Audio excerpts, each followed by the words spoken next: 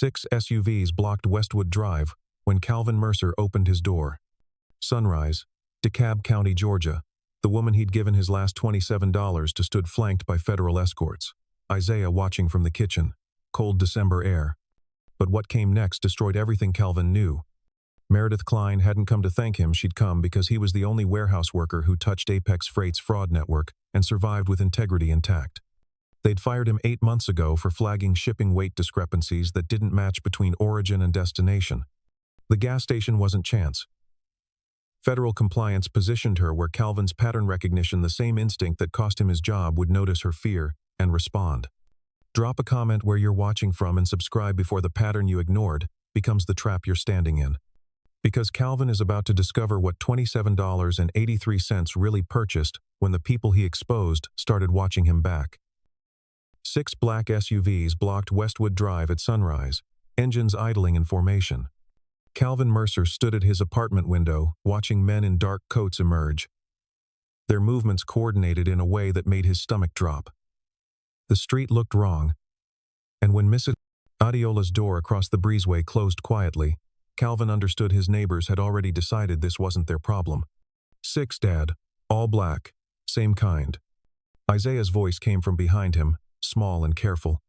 The 9-year-old had climbed onto the kitchen chair to see over the sill, counting vehicles because children counted when they were scared, fingers pressing flat against the glass. Calvin's hand rested on the chair back, while his mind ran through possibilities, trying to remember if he'd missed a court date or payment or some bureaucratic requirement that would justify this kind of attention. Nothing fit. The neighbors reacted with smaller signs of people who'd learned to watch from safety, curtains shifting 2 doors down, Mrs. Adiola's phone lighting up across the breezeway, a deadbolt sliding home in the unit above where the nurse had just gotten back from overnight shift. The knock came firm and controlled, 3 measured strikes that carried absolute certainty. Isaiah turned from the window fast enough that Calvin caught his shoulder before he could move toward the door. Subscribe before you miss the warning signs in the people you try to help. Calvin crossed the living room in 4 steps, hand on the deadbolt but not turning it yet. Eye at the peephole, where hallway light reflected off polished shoes and a dark coat that didn't match the building's typical visitors. He was calculating how long he could wait when Isaiah's voice cut through with clarity that changed everything. Dad, that's her.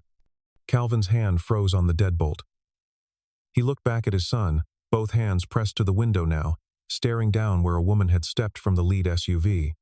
Her face tilted toward their second-floor apartment with the kind of focus that meant she knew exactly which window to watch. Recognition hit Calvin like cold water. The woman from the gas station last night. The stranger who'd stood near the ice freezer at the Quick Trip off I-20. The one who'd taken his last $27.83 with scraped knuckles like she'd been in a fight.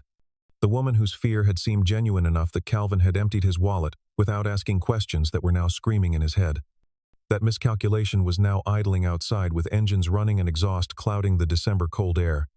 He turned the deadbolt and pulled the door open before he could talk himself into waiting any longer. The woman in his hallway wasn't wearing the exhausted jeans and oversized jacket from the gas station. The tailored charcoal coat and boots that clicked when she shifted belonged to someone else entirely.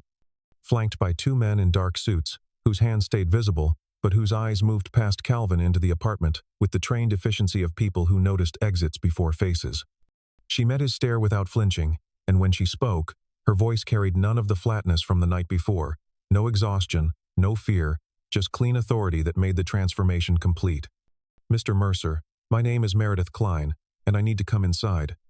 Calvin's grip tightened on the doorframe, his bare feet cold against the linoleum, and he felt Isaiah's presence behind him in the kitchen doorway, watching his father decide whether to let federal authority into their home or demand explanations first. The $27 he'd given a stranger 12 hours ago had just purchased something far more complicated than he'd understood at the time, and the choice he made in the next 3 seconds would determine whether that purchase had been kindness or catastrophic error in judgment. The pump clicked off at exactly $27.83. $17 short of filling the tank, but all Calvin could afford if Isaiah was going to eat something other than toast for dinner. And he was folding the receipt when he noticed the woman near the ice freezer at the Quick Trip off I-20, not panhandling or pacing, just standing too long with her phone pressed to her ear and her voice dropping every time a car pulled in like she was afraid of being overheard by someone who wasn't there. Past 9 on a Thursday, in early December, Cold enough that his breath fogged, but not enough to explain why she gripped her phone with both hands like it was keeping her upright. The Lithonia location stayed busy. Trucks at the diesel pumps, a guard near the restrooms, but she'd positioned herself between the ice machine and propane cage where cameras didn't quite reach, which Calvin noticed because he'd worked retail long enough to recognize deliberate positioning. He wasn't looking to get involved. He had an interview in Macon the next afternoon, logistics coordinator work that paid less than Newton County but was still work, 3 counties from the people who decided his attention to detail was a liability. The gas would get him there and back if traffic cooperated. Isaiah could stay with Mrs. Adiola, which meant the next 12 hours needed to proceed exactly as planned. The woman lowered her phone and looked at him, not aggressive or pleading, just the flat stare of someone deciding whether asking was worth being told no. She asked where the nearest motel was that took walk-ins, then said her phone had stopped connecting to rides, and she needed to get to Clayton County before morning or something administrative would fall apart. Calvin heard the careful vagueness, the way people described problems they didn't want to explain, and he noticed the scrape across her knuckles that looked fresh enough to sting when she flexed her hand. When she asked if he could spare anything for a ride, Calvin hesitated long enough to picture Isaiah eating toast again, long enough to feel the weight of choosing which problem to postpone, but not long enough to talk himself out of pulling the folded bills from his wallet without counting them. She looked down at the amount like she hadn't expected generosity to arrive all at once, and when she thanked him, her voice carried none of the performance he'd heard from people working corners, just quiet surprise that landed heavier than gratitude. A sedan pulled into the lot as she pocketed the money, dark paint that looked black under the lights, and Calvin watched it circle past the pumps once before sliding into the row nearest the street, engine running, headlights on. The woman noticed it at the same time, her posture shifting in a way that suggested recognition but not relief. And when she moved toward the car, Calvin caught the plates. Tennessee tags on a vehicle picking someone up in Georgia who just said she needed Clayton County, which didn't track with her story but wasn't his problem to solve. The driver didn't get out, didn't acknowledge her beyond unlocking the doors, and she slid into the passenger seat without looking back. The car pulled away faster than it needed to, tires finding traction with the certainty of a driver who knew exactly where they were going and had been here before. Calvin stood near the pump long enough to watch the taillights disappear toward the interstate, long enough to notice his breath hanging in the cold like evidence of a decision already made, then got into his car and drove home to DeKalb County, thinking the woman was someone else's problem now, that the $17 he'd shorted wouldn't matter, that the Macon interview tomorrow was the only thing requiring his attention. Subscribe before the stranger you help becomes the danger you didn't see coming. He didn't think about her again until the knock came 12 hours later, firm and controlled, the sound of someone who expected to be answered. The woman in Calvin's hallway wore authority the way she'd worn exhaustion 12 hours earlier at the Quick Trip, the transformation so complete that if Isaiah hadn't been watching from the kitchen window, Calvin might have convinced himself the gas station involved someone else. But his son's voice carried certainty when he said, "That's her." And Meredith Klein's expression shifted in a way that suggested she'd expected recognition, but hadn't prepared for it to come from a 9-year-old. The tailored charcoal coat belonged to corporate boardrooms, not Quick Trip parking lots, and the boots that clicked when she shifted cost more than Calvin's rent. The 2 men flanking her maintained professional stillness, eyes cataloging the apartment with practiced efficiency. The hallway felt colder suddenly, December air seeping through the frame, and Calvin could hear Mrs. Adiola's television across the breezeway, volume low but audible in the way sound carried when neighbors were listening without watching. Calvin held the doorframe because his body understood what his mind was processing, that the woman who'd taken his last $27 with scraped knuckles was now standing outside with enough institutional backing to shut down a street in DeKalb County before sunrise. The SUVs idling below weren't a threat in the way he'd calculated, which meant he'd misread the danger entirely. She met his stare without apology, and when she spoke, her voice carried none of the exhaustion from the night before, just clean professionalism that made the previous encounter feel deliberately constructed. "Mr. Mercer, my name is Meredith Klein, and I need to come inside." Calvin didn't move, his hand still on the frame, his mind running through implications of federal vehicles and professional escorts, and a woman who'd positioned herself at a gas station where someone like him might notice her fear and respond to it. Isaiah had climbed down from the chair and stood near the table now, watching with the careful attention children gave situations they didn't understand but recognized as important, and Calvin felt his son's presence like physical pressure reminding him that doorway decisions carried consequences beyond the immediate moment. The apartment smelled like the coffee he'd made before the SUVs arrived, gone bitter now in the pot, and morning light through the kitchen window cast shadows that made the small space feel smaller. "You weren't stranded," Calvin said, "not a question." "No," Meredith replied, and the single word carried enough honesty to complicate the anger Calvin was building. "But I was exactly where I needed to be, and you were exactly who I was hoping would notice." Subscribe before you become the answer to someone else's calculated question. The hallway felt smaller with 3 people occupying it, and Calvin was aware of Mrs. Adeola's door across the breezeway, closed but probably hiding someone watching, and of the neighbors above, who'd gone silent, and of Isaiah processing that the woman his father helped last night had returned with enough authority to shut down their street. The math didn't work unless Calvin's kindness at the Quick Trip had been less random than it felt, unless someone had been counting on his attention to detail extending beyond shipping logs to include strangers whose fear registered as genuine even when circumstances didn't align. Calvin stepped back from the doorway, not because he'd decided to trust her, but because refusing wouldn't make the SUVs disappear, and because Isaiah was watching him choose how to handle authority that arrived without warning. Cold air followed them inside, as Meredith entered with the 2 men following at professional distance, and as Calvin closed the door, she turned to face him with an expression that suggested the explanation she was about to offer would reframe everything he thought he understood about the previous night and what $27 had actually purchased. "The gas station wasn't an accident," she began. Meredith Klein didn't sit when Calvin gestured toward the kitchen table, choosing instead to stand near the window where she could see the SUVs. The 2 men positioned themselves near the door, and Isaiah had retreated to his room. The door left open just enough that Calvin knew his son was listening, the apartment settling into quiet, where the refrigerator's hum felt louder and floorboards creaked. She started with her name, already given but repeated as foundation, Meredith Klein, interim compliance director for a transportation firm based in Louis, Missouri, 8 months after the previous director resigned following internal audits. The winter light through the window was pale and thin, casting her shadow long across the worn linoleum, and Calvin could smell faint perfume, something floral that seemed out of place in an apartment that smelled like yesterday's dinner. Calvin stood near the counter, arms crossed because he needed something to do with his hands while processing the gap between the woman who'd asked for gas station money and the compliance director explaining procurement disputes. He watched her face, looking for tells. The radiator clicked on beneath the window, metal expanding with heat, and the temperature began to rise in a way that made the space feel cramped. The firm handled logistics for municipal contracts across 6 states, routing freight for construction, emergency supplies, infrastructure repair, work that required precision because delays cascaded and tonnage mattered. The contracts were worth enough that competition stayed aggressive and oversight stayed minimal. Her hands stayed still as she talked, one resting on the window frame, but Calvin noticed the way her fingers tightened when she mentioned the contracts, tension traveling up through her wrist.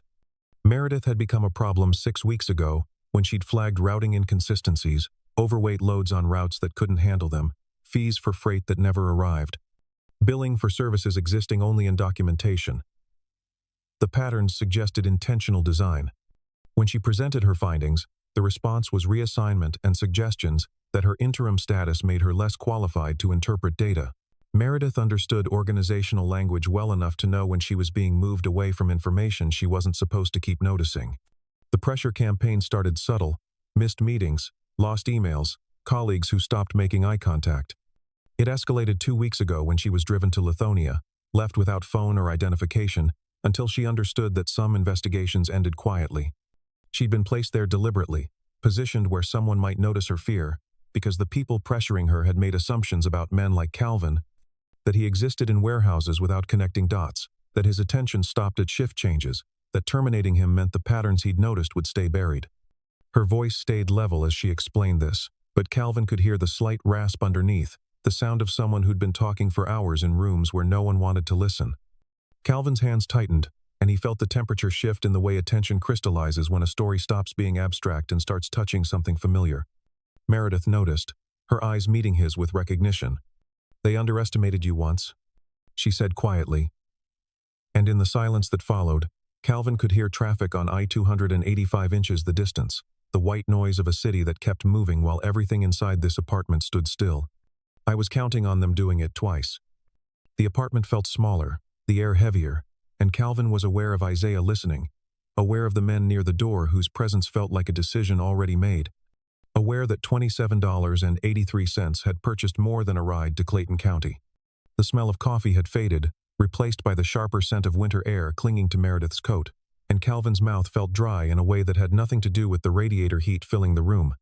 Subscribe before the pattern you ignored becomes the trap you're standing in. The contractor they warned me away from investigating, Meredith said, her voice dropping half a register, is called Apex Freight Solutions, operating out of Tennessee with satellite offices in Georgia, Kentucky, and Missouri. Calvin's breath caught before he could control it, the name landing like physical impact because he'd seen it on every discrepancy report he'd ever filed, and the recognition must have shown on his face because Meredith's expression shifted to confirmation. "You know them," she said, not a question. Calvin raised his hand before Meredith could continue, the gesture sharp enough that the two men near the door shifted their weight, and the apartment went quiet, except for Isaiah's breathing from the hallway. "I need you to leave," Calvin said, not angry, not loud, just definitive. "All of you, now." Meredith's expression flickered between surprise and respect, and she nodded once without arguing. She gestured to the men, and they moved toward the exit, floorboards creaking under their weight. "I'll leave my card," Meredith said quietly, setting it next to the salt shaker with a faint click of paper on wood. "When you're ready, call the number, or don't. The choice is yours." She left without waiting, and Calvin watched them descend, footsteps echoing in the stairwell. He crossed to the window where he could see them return to the SUV, engine starting in sequence with that diesel rumble that carried in cold air, and within 2 minutes the street looked as it had before sunrise, empty except for Mrs. Adiola on her balcony watching the last vehicle disappear. Calvin locked the door and leaned against it, his breath coming harder than it should for someone who'd only been standing in his kitchen, the metal of the deadbolt still warm from his palm. And when Isaiah appeared in the hallway with questions forming, Calvin shook his head once in a way that meant not now, and his son retreated with the understanding that some conversations required time. The apartment smelled different now, just the familiar scent of old carpet and faint dish soap from breakfast. The apartment felt different without federal presence, larger but somehow more fragile. And Calvin moved to the kitchen table, where Meredith's business card sat like evidence of an unfinished conversation, crisp against the worn wood that had scratches from years of Isaiah's homework. He didn't pick it up. Instead, he thought about Newton County, about the distribution center, where he'd worked 11 years before Apex Freight Solutions took over, and everything solid started shifting. Subscribe before your silence becomes the permission they needed. The shipping logs had been first, weights recorded at origin that didn't match weights at destination, discrepancies small enough individually to look like rounding errors but consistent across specific routes. He'd flagged it to his supervisor Terrence, who'd always treated him fairly until the question touched Apex Freight, and fairness became liability. "Above your pay grade," Terrence had said, not meeting his eyes. And 2 weeks later, Calvin sat in a termination meeting where they cited restructuring, while his final paycheck waited in an envelope prepared before he'd walked in, the paper still crisp with fresh ink. The severance was generous enough to feel like hush money, and he'd taken it because Isaiah needed to eat and apartments didn't accept principals as rent. He'd assumed the patterns would surface eventually, that someone higher up would catch what he'd caught. He'd never considered it might be systematic enough that compliance directors in Street Louis were being driven to Lithonia gas stations as warnings, or that the people running it knew his name months after removing him from the warehouse floor. Calvin walked to the window, his hand resting on the sill that was cold from the morning air outside, looking down at the empty street where 6 SUVs had been parked 20 minutes ago. Exhaust, still visible as faint traces against the pavement. He understood suddenly that Apex hadn't just fired him for noticing. They'd been watching to make sure he stayed quiet afterward. And Meredith Klein showing up with federal escorts meant someone had decided his silence wasn't guaranteed anymore. The business card was still on the table when he turned around, and Calvin knew he'd call the number eventually, not because he wanted to, but because men who noticed inconvenient truths didn't get to return to not noticing just because the noticing had cost them their jobs. The phone would ring soon, he thought, or the SUVs would return, or both. One way or another, the decision he'd made at a quick trip for $27.83 wasn't finished asking things from him. The knock came 40 minutes after the SUVs had left. lighter this time, almost apologetic, and when Calvin opened the door, Meredith Klein stood alone in the hallway without the men who'd flanked her earlier, holding a manila folder that looked thin but heavy in the way she gripped it. "May I?" she asked, and Calvin stepped aside without answering because the question had been decided the moment he'd reached for the doorknob, instead of ignoring it. And because Isaiah was watching from his bedroom doorway with the kind of attention that meant his son would remember this choice later. Meredith moved directly to the kitchen table, setting the folder next to her business card Calvin hadn't touched, and she didn't sit, just stood with her hands on the folder's edge, like she was holding it closed until he gave permission. "I should have led with this," she said quietly, "but I needed you to understand context first." Calvin crossed his arms and waited, and Meredith took his silence as consent, opening the folder to reveal shipping manifests, GPS, timestamps, weight station records, routing schedules organized with precision that suggested weeks, connecting data points others assumed were unrelated. The first page showed a route from Newton County, Georgia, to a depot outside Chattanooga, Tennessee, freight logged at 42,000 pounds at origin and 38,000 pounds at destination. The 4,000-pound discrepancy marked in red with notation reading, "Pattern consistent across 47 shipments, same route, 6-month period." Calvin's breath caught because he'd flagged exactly this 8 months ago, had been told it was calibration variance, had watched his supervisor delete the email documenting it. The second page tracks shipments from Chattanooga to Louisville, Kentucky, similar discrepancies, tonnage disappearing between checkpoints in amounts too consistent to be theft and too deliberate to be error. The third showed billing records for services rendered to municipal contracts, fees collected for freight that according to weight stations had never moved, phantom loads existing in invoices but not physical record. Meredith didn't explain each page, just let Calvin turn through the documentation, and he understood suddenly she'd arranged it deliberately, building from routes he knew personally to those extending beyond his experience. Showing him what he'd noticed in Newton County wasn't isolated but a single visible thread in something larger. "This goes back 3 years, Calvin said, his finger on a timestamp from when he'd still been employed, when he'd believed reporting discrepancies was part of his job. "Further," Meredith replied, "these are just the ones I could document with confidence. There are probably dozens more. Subscribe before the truth you noticed becomes the weapon they use against you." Calvin looked up from the folder and met her eyes, and something shifted between them. Some recognition that this conversation wasn't about kindness or coincidence anymore, but about whether Calvin had been targeted for elimination or preservation, whether his attention to detail made him disposable or irreplaceable. "You didn't come back here because I gave you money at a gas station," Calvin said, understanding arriving all at once. "No," Meredith said quietly. "I came back because you're the only person who touched this network and survived with your integrity intact, which makes you either the luckiest man I've ever met, or exactly the kind of threat Apex Freight Solutions has spent 8 months trying to neutralize without making it obvious." The folder sat open between them, pages of evidence Calvin had seen fragments of but never in sequence, never with context that turned isolated discrepancies into systematic fraud. And he felt something settle in his chest that might have been anger or validation or understanding that the job he'd lost for doing correctly had been the beginning of something he hadn't finished. His kindness at the gas station and his integrity at the warehouse weren't separate qualities, he realized, suddenly. They were the same instinct applied in different contexts, the same refusal to look away from what was wrong just because acknowledging it carried cost. And Apex Freight had underestimated that instinct once, when they'd assumed firing him would bury the patterns, and Meredith was betting they'd underestimate it again. "I'm not asking you to say yes," Meredith continued, her voice carrying weight of someone who understood some decisions couldn't be rushed. "I'm asking you to understand that you're already part of this, whether you want to be or not, and the only choice left is whether you participate or pretend."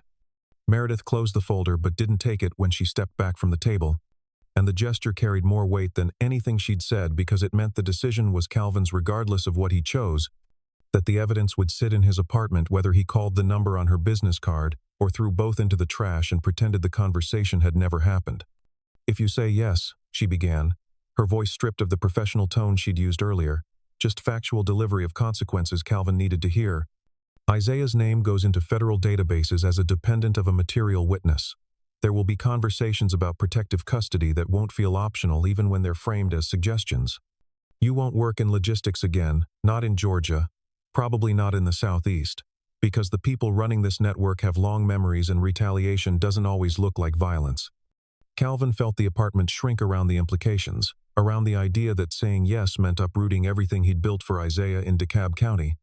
The school district he'd specifically chosen for its resources, the neighbors who looked out for them, Mrs. Adiola, who watched Isaiah when Calvin worked late. "There's a chance you'll need to relocate," Meredith continued matter-of-factly. "Not witness protection, not that dramatic, but far enough that people who know your name won't find you easily." Isaiah changes schools mid-year.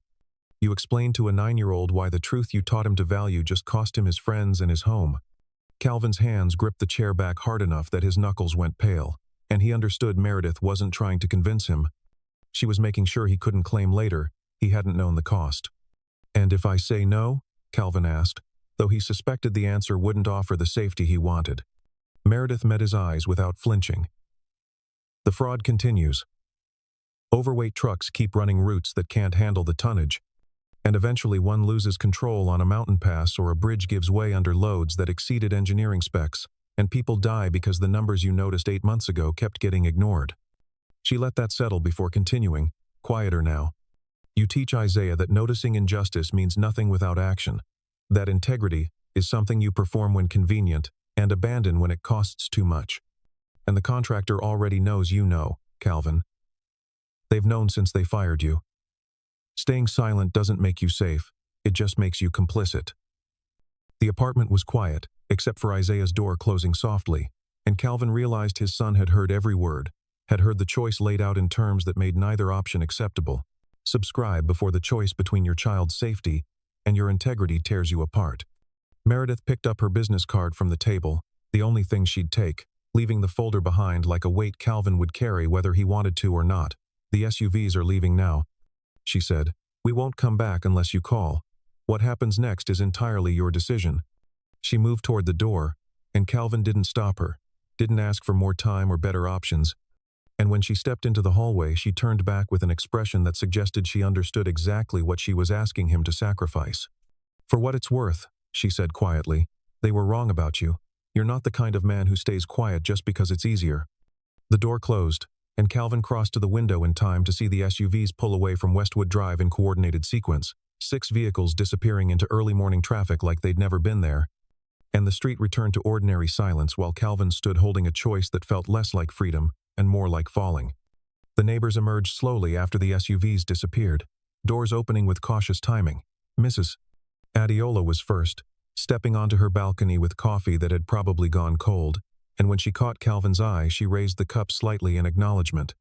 Calvin stayed at the window long enough to see normal rhythms reassert themselves, people leaving for work, a delivery truck near the mailboxes, children waiting for the school bus. When he turned from the window, Isaiah stood in the kitchen doorway in his pajamas, the question already forming. "Are we in trouble?" Isaiah asked, not afraid exactly, just careful the way children learn to be when they sense their parents navigating problems too complex to explain simply. Calvin sat at the table and gestured for Isaiah to join him, his son climbing into the chair with the folder Meredith had left still sitting between them. "Not the way you're thinking," Calvin said, choosing words with precision. "The woman from last night is investigating people who did things they shouldn't have, and she thinks I can help because I noticed the same things she noticed." Isaiah's eyes moved to the folder, then back. "The things from your old job?" "Yeah." "The things that got you fired?" Calvin felt something tighten in his chest because his son was 9, and already understood that noticing truth sometimes cost more than ignoring it. "Yeah," Calvin said, and he didn't elaborate because the rest, the choice between participation and pretense, between Isaiah's safety and Calvin's integrity, wasn't something he could articulate yet even to himself. Isaiah nodded, processing, then asked if he could watch cartoons before school, and Calvin said yes, because ordinary routines felt important after federal presence had occupied their apartment.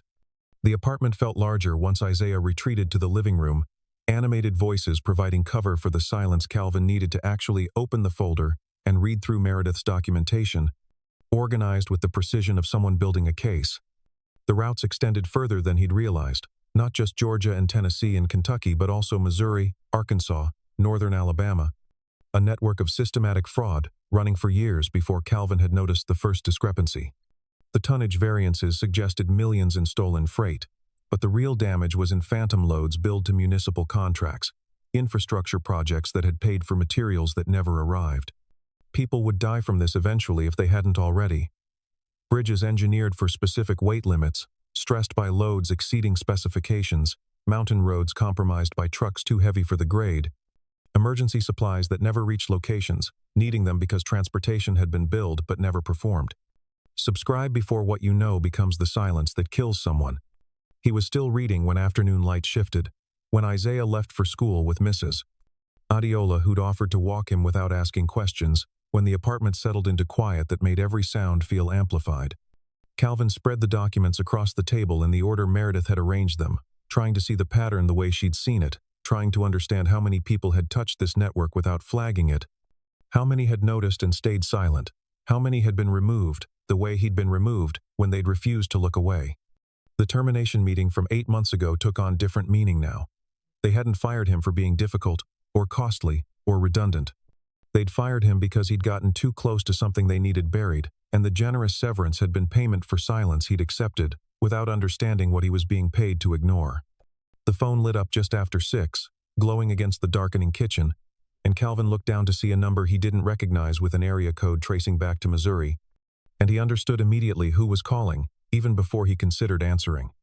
He let it ring, watching the vibration move the phone slightly against the table, counting pulses, telling himself he was buying time when really, he was postponing a decision he'd probably already made. The ringing stopped, and the silence that followed felt heavier than the sound had been. The phone rang again 2 hours later, the same Missouri number lighting up the screen where Calvin had been sitting with the folder spread across the table. The ring seemed louder this time, more insistent, or maybe it just felt that way because he'd ignored it once already, and both he and whoever was calling understood what that silence had meant. Calvin's hand moved toward the phone before he could stop himself, fingers hovering over the glowing screen, while his mind ran calculations he'd been avoiding. If he answered, the conversation would start, and once it started there would be questions he'd have to answer or refuse to answer, and either response would commit him to a position he wasn't ready to defend. If he didn't answer, whoever was calling would know he was screening deliberately, would understand that the man who'd noticed shipping discrepancies in Newton County was now deciding whether noticing had been worth what it was about to cost. The phone kept ringing, 4 times, 5, 6, longer than the first time, like the caller was willing to wait through the full sequence to see if Calvin's resolve would crack. His hand stayed suspended over the screen, close enough that the motion sensor kept the display illuminated, and he felt the weight pressing down through his arm into his chest where his breathing had gone shallow. Isaiah was asleep in the next room, having asked no more questions after dinner beyond whether they were still going to the library on Saturday, and Calvin had said yes because maintaining ordinary routines felt like the only control he had left. His son deserved a childhood that didn't include protective custody conversations and mid-year school changes, but Calvin understood that the example he set right now would teach Isaiah more about integrity than any conversation they'd ever had. The ringing stopped before he could decide, silence rushing back, and Calvin pulled his hand away, feeling something that might have been relief or shame or understanding that postponing a decision was its own kind of decision. He looked at the folder still spread across the table, at routes connecting Georgia to Tennessee to Kentucky to Missouri, at phantom loads and weight discrepancies and systematic fraud, and he understood suddenly that his silence wasn't neutral. Every hour he didn't call Meredith's number, every ring he let go to voicemail, was another hour. The network operated unchecked. Subscribe before your hesitation becomes their permission to continue. The apartment felt smaller in the quiet after the ringing stopped, walls closer, ceiling lower, like space contracting around the decision Calvin was avoiding. He thought about the $27.83 he'd given a stranger at a quick trip off I-20, about how that gesture had seemed simple at the time, just one person helping another without calculation or expectation, and how it had led to federal SUVs and compliance directors and choices that affected his son's entire future. But Meredith had been right about one thing. His kindness at the gas station and his integrity at the warehouse weren't separate qualities at all. They were the same refusal to look away from what was wrong just because acknowledging it carried cost. And Apex Freight Solutions had underestimated that instinct when they'd assumed firing him would bury the patterns. The phone sat dark on the table now, screen gone black, and Calvin stared at it, understanding that the next time it rang, the person calling would know he was screening deliberately, would adjust their approach accordingly, and that the window for making a choice on his own terms was closing with each unanswered ring. He reached for the phone, not to answer the ended call, but but to pick it up and feel its weight, to remind himself that the device connecting him to Missouri was the same device that could call Meredith's number, that the choice wasn't binary between answering strangers or staying silent, but about who he called first and what that decision would mean. The phone stayed dark in his palm, waiting, and Calvin sat with it in the quiet kitchen, understanding that the third time it rang, he wouldn't be able to ignore it anymore.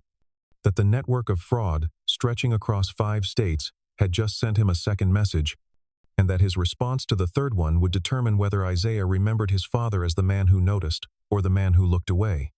The phone rang a third time just before midnight, and Calvin answered on the second ring, no hesitation left. The voice was calm, male, measured. "Mr. Mercer, my name is Vincent Harrow. I work for Apex Freight Solutions, and I think we need to talk about the folder on your kitchen table." Calvin's breath stopped. They'd been watching closely enough to know where the folder was, which meant they'd been watching since Meredith walked into his apartment. "I'm listening," Calvin said. "The woman who brought you that folder thinks you're a witness we need to neutralize. I see it differently. You're a man who got fired for doing his job correctly. That makes you valuable." Calvin felt the angle shift. This wasn't a threat. This was recruitment. "What I'm offering is a position with our operations oversight team in Chattanooga. Salary triple what you made in Newton County. Full benefits for you and Isaiah. Relocation assistance. The opportunity to work with people who understand that attention to detail is an asset, not a liability." The apartment was silent, except for Harrow's voice, and Calvin understood that Apex had been watching him not to eliminate him, but to determine whether he could be bought. Whether the man who'd noticed their fraud could be convinced to manage it instead. "You don't need to answer now," Harrow said, "but you should know that Miss Klein's investigation is going to collapse within the next 72 hours. We've already identified the weak points in her evidence chain, and without your testimony, she has nothing that will survive preliminary review. So the question you need to ask yourself, Mr. Mercer, is whether you want to be on the side that loses everything for principles that won't matter when the case falls apart, or whether you want to provide for your son in ways you've never been able to before." Calvin's eyes moved to the folder spread across the table, to the routes and tonnage discrepancies and phantom loads that Meredith had organized with precision, and he felt something crack in the foundation of what he'd thought this choice was about, because Harrow's offer meant that silence wasn't the only alternative to participation, that there was a third path where he could say yes to something but not to the thing Meredith was asking. Movement in the hallway pulled his attention away, and he looked up to see Isaiah standing in the doorway, 9 years old in pajamas that were getting too small, watching his father hold a phone to his ear at midnight with an expression that suggested he'd been listening longer than Calvin had realized. "Subscribe before the choice you make defines who your son becomes." "I need to think about it," Calvin said into the phone, the words coming out before he'd decided whether they were true. "You have until Monday morning," Harrow said. "After that, the offer expires, and we move forward with alternative arrangements. Miss Klein's number is on that business card she left you. Mine is in your call history now. Choose wisely, Mr. Mercer." The line went dead, and Calvin lowered the phone to the table, his hand still gripping it while his eyes stayed locked on his son standing in the hallway. And he understood suddenly that the story he'd stepped into at a Quick Trip for $27.83 wasn't about whether telling the truth was worth risking everything. It was about what kind of truth mattered when everyone offering you choices had already decided which one they wanted you to make, and whether the man you'd been before the SUVs arrived was strong enough to survive becoming whoever you'd need to be after. Isaiah took one step into the kitchen, and Calvin could see the question forming on his face, could see his son trying to understand what midnight phone calls and federal folders meant for their future, and the weight of that watching felt heavier than anything Meredith or Harrow had said. The folder was still open on the table. Meredith's card sat next to the salt shaker. The phone showed Harrow's Missouri number in recent calls, and Calvin sat between all of it, understanding that Monday morning was 48 hours away, and that whatever he decided in that time would determine whether Isaiah grew up watching his father become the kind of man who noticed inconvenient truths, or the kind of man who got paid to ignore them.